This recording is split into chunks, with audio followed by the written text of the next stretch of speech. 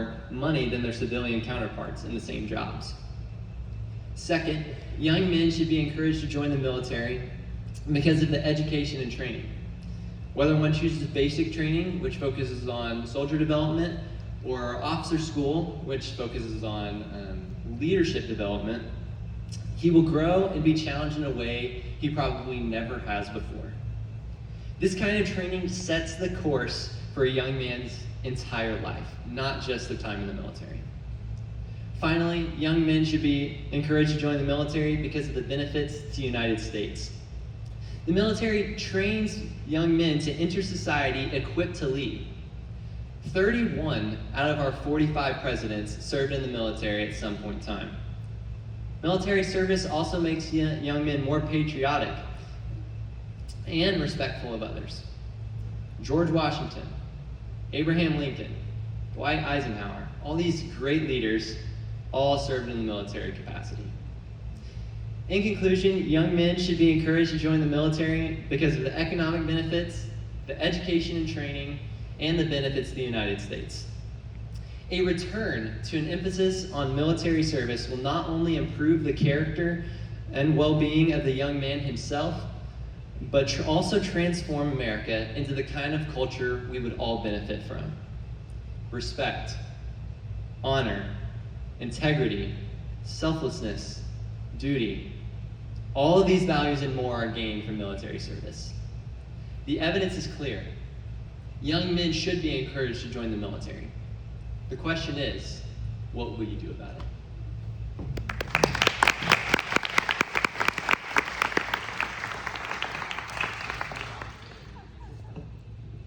Hi, Kellen. Hi. I was thrilled that I got assigned to you. This obviously is a topic near and dear to my heart, and I think that you did an excellent job with it. I will admit, a few times during your thesis, my eyes filled with tears as I read about the strength of character that you described. So much. And your desire for young men in our country today to have that. And so well done, sir. Thank you. Yeah, absolutely. I love this topic, and in certain circles, this is a very popular topic, and in other circles, it's not a very popular topic. So I like that you picked a topic that has plenty of information on both sides of this. I loved your use of reoccurring themes throughout the paper. Really kept drawing me back in, made me want to read more and find out about it. And one of the things that I really liked was the detail and a lot of the basis and fact. Right, so some of this is definitely emotionally driven, and that's great for a paper, especially a persuasive paper. But I love that you kept bringing in these facts, the numbers that helped back up your opinion. And I thought it was really well done. Thank you so much. Okay, so let's define our terms. You mentioned that you think young men should be encouraged to join the military. Who should do the encouraging? Are you talking about parents encouraging their sons? Are you talking about our country? Should there be signing bonuses, incentives? Should high schools be pushing graduating seniors? What do you mean by encouraged? Yeah, so parents for sure. I mean, you're having the majority of time with your kids, so that's would be primary form of encouragement. In schools, definitely talking about graduating and pushing as this is a good option coming out of school to be able to do. There's also a lot of benefits you can see for signing, especially if you have a 4-year degree and different things you can do for benefits. It's really just about it being pushed out there in schools and on billboards and everywhere that, okay, this is a great option that should be considered. So I think the obvious question is, are you planning on going into the military? Absolutely. Because that would be really weird if you went. So my immediate plan right now is after I graduate to go get a 4-year degree at Howard Payne University in biology and then go to med school. But the hope is that when I do med school, I would be able to go into med school on a military contract. So I would do 4 years in med school and then serve in the military as a medical doctor for the military and be able to get some of the benefits, not just economically, but the character benefits outlined in my paper. I personally want to have that kind of experience, something that would challenge me and grow me in a way that, like I say, probably I haven't been up till now. Yeah, which leads me to my actual question, which is, what about those people who are unsuited for the military? Like, I mean, you know, my brother wanted to join the military, it wouldn't happen. You know, should there be programs for people like that? I mean, is it fair to deny them access to these resources because of physical condition, mental stability, or religious convictions? What would you propose for those people? Yeah, that's tough. I mean, it's a tough circumstance. The military is something where clearly you have to fit the physical standard to be able to serve because of how demanding it is. I think there should be looking into programs on how, especially when you look at we're rapidly developing technology, and so much warfare has to do with technology now. And I think that's an area where people that could be disabled or have those kind of things are, okay, I would love to serve in the military, but you know, I have a limp. Like, they could absolutely help in so many ways when you look at the technological side in developing weapons and all that kind of thing, and that should be looked into, I think, for sure. But if you're just looking about like growing these characters, there's other ways that you can get some of these character benefits. I think joining the military is the best way though. So the stories and several of the quotes that you mentioned in your thesis speak of a World War II era strength of character, right? And so the generation that stormed the beaches of Normandy are the kids that grew up in the Depression. Right. And I tell my kids in 9th grade that hard times bring hard men. And you could argue that soft times bring soft men. So do you think the military could have this impact? Could this generation of everyone gets a trophy become self-sacrificing like these men that storm the beaches? Oh, absolutely. And I think those are the kind of things that you end up learning in basic training, and just being with other men and having to do hard things and growing those relationships. You get to the place where you do anything for each other, and you have that love of your country because you're sacrificing and you're working and you're doing all these things. And even if you're not in a time of war, just having to go through the training and have that companionship, especially just in the challenges you have during your basic training, builds those characteristics of wanting to help out those that are around you, your brothers, and that will develop some of the characteristics and the bravery too, that I think. And also, the main one I think for society we need is honor and integrity.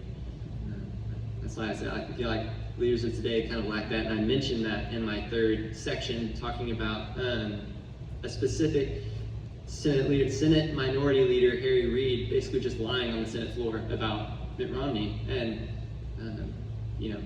there's no room to lie in the military. Like, it just trains you to be honest and have integrity, like Dwight Eisenhower shows.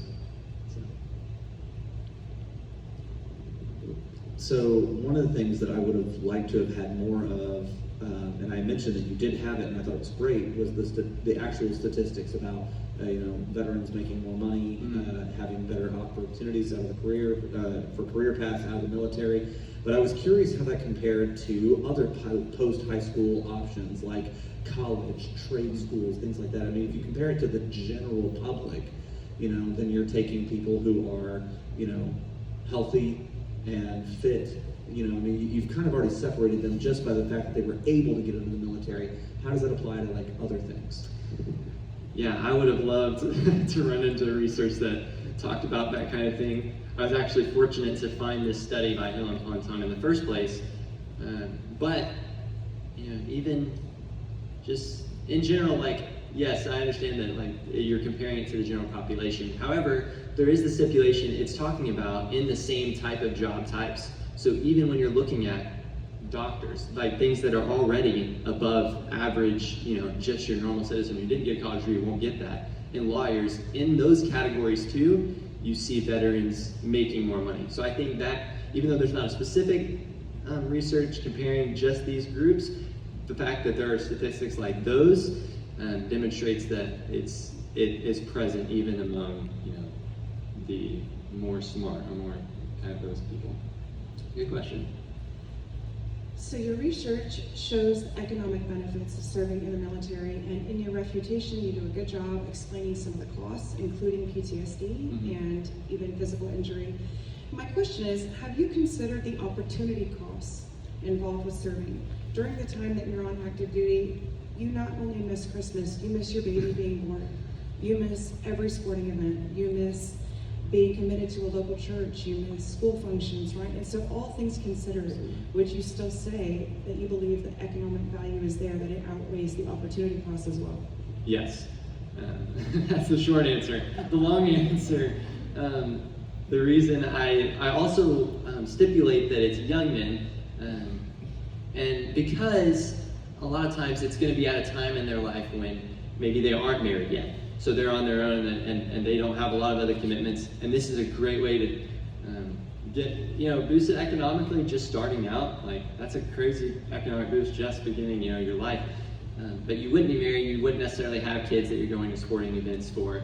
And I understand it can be difficult church-wise and difficult Christmas-wise, and I understand the drawbacks, but what I'm arguing here is that, everything is, you're weighing two things in the balance. And I would say that the evidence is overwhelming that it's worth sacrificing, some Christmases, which, to be able to do these things. And I think it's also a great opportunity to do discipleship among your peers in the military. Start small groups, get involved, being intentional with your faith. You don't have to stop that because you're not at a church. So. Well, Kellen, I loved your piece. I thought it was very good. I loved your dedication to personal responsibility, integrity, virtues, and I loved how you combined that with cold hard facts to create a very compelling argument. So really well done. Thank you. Very persuasive. And I appreciate are you 17? 18. 18. I appreciate at 18 that you are thinking bigger than yourself. I think that's something this generation is missing a lot. Everything is so self-focused. So for you to think of the greater good of our nation and bringing benefits to people beyond yourself is pretty exciting. Good job, honey. Thank you so much.